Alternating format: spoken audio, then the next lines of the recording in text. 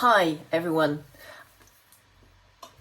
Today I want to talk to you about an issue that has arisen in relation to opposition proceedings with respect to trademarks in the United Kingdom and at the European Union level, so within the European Union Intellectual Property Office in Valencia, which is based in Valencia in Spain. So this EUIPO, European Union Intellectual Property Office, takes care of registering European Union trademarks for the 27 member states of the European Union. As I'm sure you know, before the 1st of January 2021, the UK was the 28th member state of the European Union. But there was a Brexit, and therefore the transition date, the completion date, happened on the 1st of January 2021, and the UK exited as the 28th member state of the European Union. Since, it's been chaos and mayhem. Why?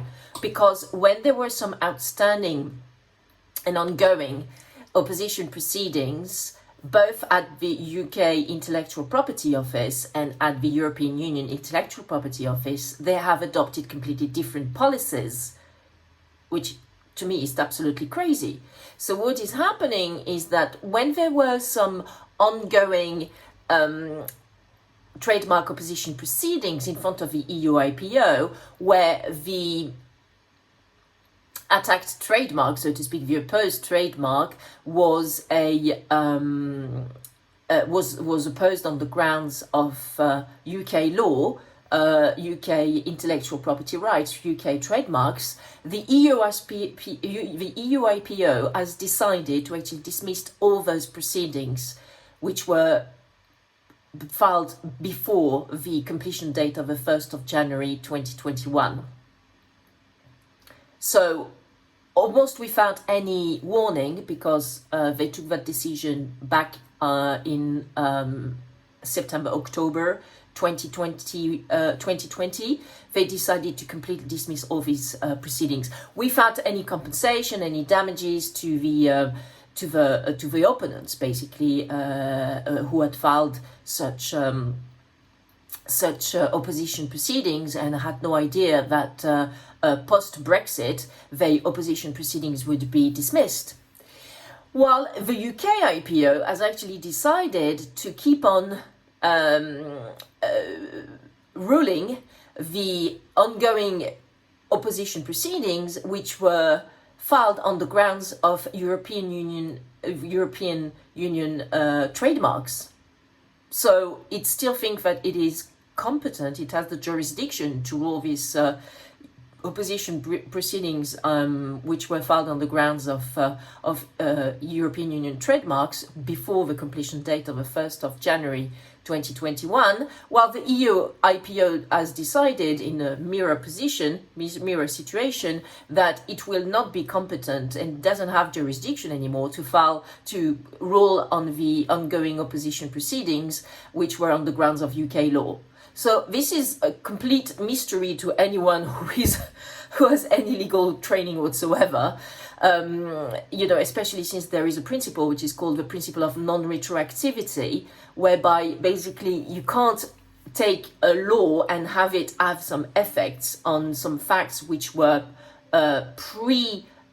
existing prior to the entry into force of such law. So if you apply the principle of non-retroactivity, the EU IPO cannot decide that all of a sudden, after the 1st of January 2021, it is no longer competent, no longer has jurisdiction on ongoing EU IPO proceedings, opposition proceedings, which were on the ground of UK trademarks.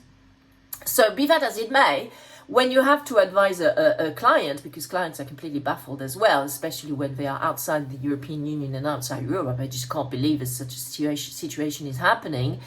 It's difficult because you have to explain to them that it is just not, is not rational and it is not lawful. But what do? Do you actually file an appeal against the EU IPO's dismissal decision? Do you let go, even if you have spent thousands of euros or pounds preparing your EUIPO opposition proceedings and statement of grounds. It is a difficult situation, and I just can't believe that the UKIPO and the EUIPO have not liaised together to take a common approach on this issue.